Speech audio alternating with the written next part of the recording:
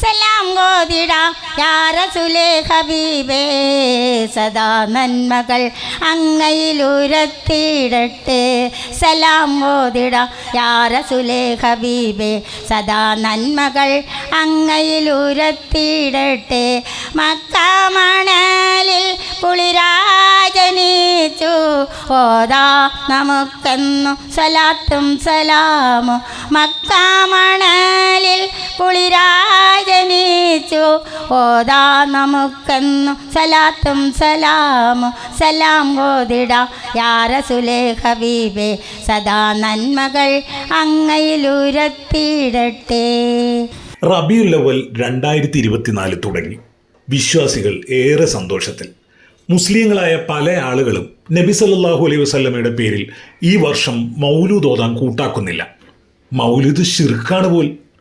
വഹാബികളോട് പോയി പണി നോക്കാൻ പറഞ്ഞ് ഹിന്ദു അമ്മ, അതായത് നമ്മുടെ വള്ളിച്ചേച്ചി കുട്ടമശ്ശേരി മൗലിദ് ഓതുന്നു. തുടരട്ടെ കഥ ഞാനിന്ന് പറയട്ടെ, ജീവചരിത്രം തുടരട്ടെ, നബിയുടെ കഥ ഞാൻ പറയാൻ തുടരട്ടെ. എത്ര വട്ടം കണ്ടാലും കേട്ടാലും മതി വരാത്ത വള്ളിച്ചേച്ചിയുടെ ആ നബി സല്ലല്ലാഹു അലൈഹി വസല്ലമയെ കുറിച്ചുള്ള മദ്ഹുകൾ നമുക്ക് ഈ നബിദിനക്കാലത്ത് വീണ്ടും കേൾക്കാം. സ്നേഹമുള്ള കലാസ്നേഹികളെ, രക്ഷകർത്താക്കളെ, സഹോദരന്മാരെ, കുഞ്ഞുങ്ങളെ, എല്ലാവർക്കും എൻ്റെ ഹൃദയം നിറഞ്ഞ നമസ്കാരം. എൻ്റെ പേര് വള്ളിച്ചേച്ചി എന്ന് എല്ലാവരും വിളിക്കുന്നത്. ഞാനൊരു ഗായികയോ ആയിരുന്നില്ല. ചെറുപ്പകാലത്ത് എന്നിലുണ്ടായിരുന്ന ആ കൊച്ചു കലാവാസനയെ ഓർമ്മയിരുത്തിക്കൊണ്ട് ഒരു കൊച്ചു കഥാപ്രസംഗം അവതരിപ്പിക്കുകയാണ്. കഥയുടെ പേര് തിരുനബി. ഇത് നബിയുടെ ജീവചരിത്രത്തിൽ നിന്ന് എൻ്റെ സ്വന്തം ഭാവനയിൽ കൂടി എഴുതിയുണ്ടാക്കിയ ഒരു കൊച്ചു കഥാപ്രസംഗമാണ് അവതരിപ്പിക്കുന്നത്. ഒരു ഹിന്ദുവായ ഞാൻ ഒരു മുസ്ലിം കഥ അവതരിപ്പിക്കുമ്പോൾ പല തെറ്റുകുറ്റങ്ങൾ ഉണ്ടാകും. അത് സദയം ക്ഷമിക്കുന്നുള്ള അപേക്ഷയോടെ ഞാൻ കഥയിലേക്ക് കടന്നുകൊള്ളട്ടെ. കഥയുടെ പേര് തിരുനബി. തുടരട്ടെ കഥ ഞാനിന്ന് പറയട്ടെ, ജീവചരിത്രം തുടരട്ടെ, നബിയുടെ കഥ ഞാൻ പറയാൻ തുടരട്ടെ. തുടരട്ടെ കഥ ഞാനിന്ന് പറയട്ടെ, ജീവചരിത്രം തുടരട്ടെ, നബിയുടെ കഥ ഞാൻ പറയാൻ തുടരട്ടെ. അറേബ്യൻ നാട്ടിൽ മക്ക എന്ന സ്ഥലത്ത് റബീഉൽ അവ്വൽ മാസം 12-ാം തീയതി തിങ്കളാഴ്ച പുലർച്ചെ മുഹമ്മദ് നബി ജാതനായി.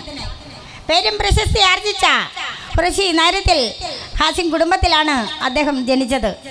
അദ്ദേഹത്തിൻ്റെ ബാബ അബ്ദുള്ളയും ഉമ്മ ആമിന ബീവിയും ആയിരുന്നു. നബി ജനിക്കുന്നതിന് മുമ്പ് തന്നെ അദ്ദേഹത്തിൻ്റെ പിതാവ് മരിച്ചുപോയി. പിന്നീട് നബിയുടെ ഉപ്പാപ്പയായ അബ്ദുൾ മുത്തലിബായിരുന്നു ആ കുട്ടിയെ വളർത്തിയത്. മക്കയിൽ ജനിക്കുന്ന കുട്ടികൾക്ക് മുലകൂട്ടി വളർത്തുക എന്നുള്ള ഒരു കാര്യമുണ്ടായിരുന്നു. മക്കയിൽ ജനിക്കുന്ന കുട്ടികൾക്ക് ബുദ്ധിയും ആരോഗ്യവും ഉണ്ടാകുകയില്ല എന്നാണ് അവർ ധരിച്ചിരുന്നത്. അതുകൊണ്ട് തന്നെയാണ് മക്കയിൽ ജനിക്കുന്ന കുട്ടികളെ മുലയൂട്ടി വളർത്താൻ വേണ്ടി മക്കയിലുള്ള ഗ്രാമീണ സ്ത്രീകളെ ഏൽപ്പിക്കുന്നത്. അങ്ങനെയാണ് മുഹമ്മദ് നബിയെ മക്കയിലുള്ള ഗ്രാമീണ സ്ത്രീയായ ഹലീമ ബീവിയെ ഏൽപ്പിച്ചത്.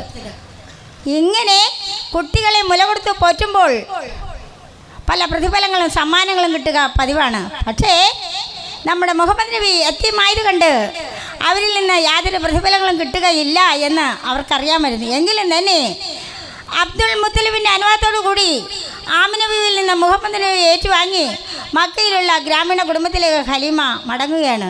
അവിടെ ചെന്ന് തൻ്റെ പൊന്നുമോനെ താരാട്ട് പാടി പാലൂട്ടി ഉറക്കുകയാണ്.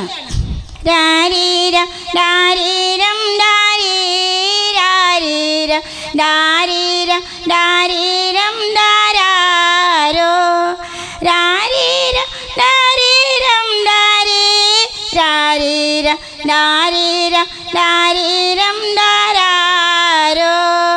ഉമ്മതൻ കരളല്ലേ ഉമ്മതൻ മോനല്ലേ, പൊന്മകനെ നീയുറങ്ങൂ, പൊന്മകനെ നീയുറങ്ങൂ. ഉമ്മയ്ക്കു കിട്ടിയ നിധിയല്ലേ, അല്ലാഹു തന്ന കനിയല്ലേ, ഉമ്മയ്ക്കു കിട്ടിയ നിധിയല്ലേ, അല്ലാഹു തന്ന കനിയല്ലേ. അങ്ങനെ തൻ്റെ പൊന്നുമോനെ താരാട്ട് പാടി ഉറക്കി. 4 വയസ്സ് പ്രായമാകുന്നവരെ മുഹമ്മദ് നബി ഹലിമയുടെ വസതിയിൽ കഴിഞ്ഞു. ചെറുപ്പത്തിൽ തന്നെ മുഹമ്മദ് നബിയിൽ പല അത്ഭുത കാര്യങ്ങളും ഹലിമ ബീവിക്ക് കാണാൻ കഴിഞ്ഞിരുന്നു. പ്രവാചകരെ ചൊല്ലുള്ള തൻ്റെ ചെറുപ്പത്തിൽ ഹലിമ ബീവി വസതിയിൽ കൂടുമ്പോൾ പലവിധ ഹജബുകൾ കണ്ട് നബി ഒരു ഹലിമ ബീവി മനം കുളിരാകുമ്പോൾ പ്രവാചകരെ ചൊല്ലുള്ള തൻ്റെ ചെറുപ്പത്തിൽ ഹലിമ ബീവി വസതിയിൽ കൂടുമ്പോൾ പലവിധ ഹജബുകൾ കണ്ട് നബി ഒരു ഹലിമ ബീവി മനം കുളിരാകുമ്പോൾ.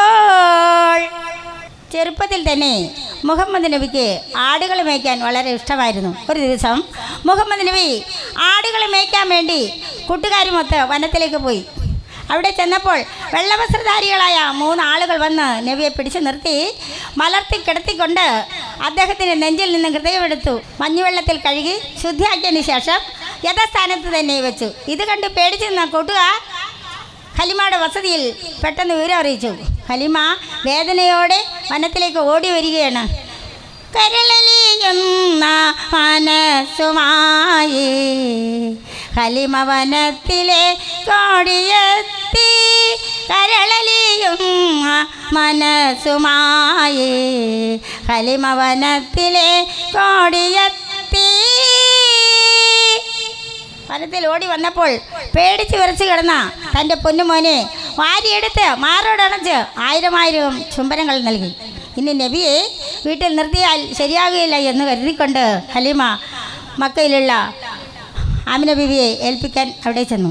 അവിടെ ചെന്നപ്പോൾ നബിയുടെ സ്വഭാവ ഗുണത്തിലും വളർച്ചയിലും സന്തുഷ്ടയായ മാതാവ് കുറച്ചുനാൾ കൂടി വളർത്തിക്കൊള്ളൂ എന്ന് പറഞ്ഞുകൊണ്ട് ഹലിമത്തിനെ ഏൽപ്പിച്ചു. അങ്ങനെ 12 വയസ്സ് പ്രായമാകുന്നവരെ മുഹമ്മദ് നബി ഹലിമയുടെ വസതിയിൽ കഴിഞ്ഞു. പിന്നീട് കുറച്ചുനാൾ കഴിഞ്ഞതിന് ശേഷം നബിയുടെ ഉമ്മയും ഈ ലോകത്തു നിന്നും വിട പറഞ്ഞു.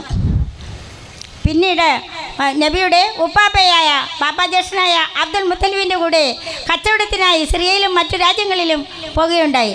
അങ്ങനെ ഇരിക്കുന്ന അവസരത്തിൽ ഒരു ദിവസം മക്കയിലുള്ള ഖദീജ ബീവിയുമായി കണ്ടുമുട്ടാൻ ഇടയുണ്ടായി. അവരുടെ വിറ്റഴിക്കാനുള്ള സാധനങ്ങളെല്ലാം തന്നെ വിറ്റഴിക്കുകയും കച്ചവടത്തിനുള്ള കാര്യങ്ങളെല്ലാം മനസ്സിലാക്കി കച്ചവടത്തിനുള്ള ലാഭങ്ങളും നബിയുടെ സ്വഭാവഗുണവും മനസ്സിലാക്കിയ ഖദീജ ബീവി നബിയെ വിവാഹം കഴിക്കാൻ ആഗ്രഹിച്ചു. പക്ഷേ നമ്മുടെ മുഹമ്മദ് നബിക്ക് അന്ന് 25 വയസ്സ് പ്രായമായി ഉണ്ടായിരുന്നുള്ളൂ. ഖദീജ ബീവിക്ക് ആണെങ്കിലോ 45 വയസ്സ് പ്രായം. എങ്ങനെയാണ് ഈ വിവരം അറിയിക്കേണ്ടതെന്ന് ഖദീജ ബീവിക്ക് അറിയില്ലായിരുന്നു. എങ്കിലും തന്നെ ഖദീജ ബീവിയുടെ ഉറ്റ കൂട്ടുകാരിയായ നുസൈമയെ വിവരം അറിയിച്ചു. നുസൈമ പെട്ടെന്ന് നബിയുടെ അടുത്ത് ചെന്ന് ഖദീജ ബീവി പറഞ്ഞ കാര്യങ്ങളെല്ലാം പറഞ്ഞറിയിച്ചു. മുഹമ്മദ് നബി ഖദീജ ബീവിയെ വിവാഹം കഴിക്കാൻ തന്നെ സമ്മതിച്ചു. അതിനുശേഷം അവർ 2 പേരും വിവാഹിതരായി. അവരുടെ സ്വത്തുക്കളെല്ലാം തന്നെ ദീനിന് വിട്ടുകൊടുത്തിട്ടുണ്ട്. അവർ സുഖമായി കഴിഞ്ഞു. സ്നേഹമുള്ള ഗുരുജനങ്ങളെ, ഇത്രയും സമയം എൻ്റെ ഈ കൊച്ചു കഥാപ്രസംഗം കേട്ടുകൊണ്ടിരുന്ന നിങ്ങൾക്കെല്ലാവർക്കും ഹൃദയം നിറഞ്ഞ നന്ദി രേഖപ്പെടുത്തുന്നതിനോടൊപ്പം തന്നെ ഇനി ഇങ്ങനെയുള്ള അവസരങ്ങൾ ഉണ്ടാകട്ടെ എന്ന് പ്രാർത്ഥിച്ചുകൊണ്ട് ഈ കൊച്ചു കഥ ഇവിടെ പൂർണ്ണമാകുന്നു. സലാം ഗോദിട യാ റസൂലേ ഹബീബേ, സദാ നന്മകൾ അങ്ങയിലുരത്തിയിടട്ടെ. സലാം ഗോദിട യാ റസൂലേ ഹബീബേ, സദാ നന്മകൾ അങ്ങയിലുരത്തിയിടട്ടെ.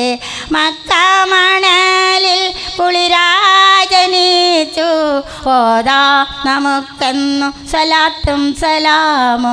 മക്ക മണലിൽ കുളിരാജനിച്ചു ഓതാ നമുക്കെന്നു സലാത്തും സലാമോ. സലാം ഗോദിട യാ റസൂലേ ഹബീബേ, സദാ നന്മകൾ അങ്ങയിലുരത്തിയിടട്ടെ. നന്ദി, നമസ്കാരം.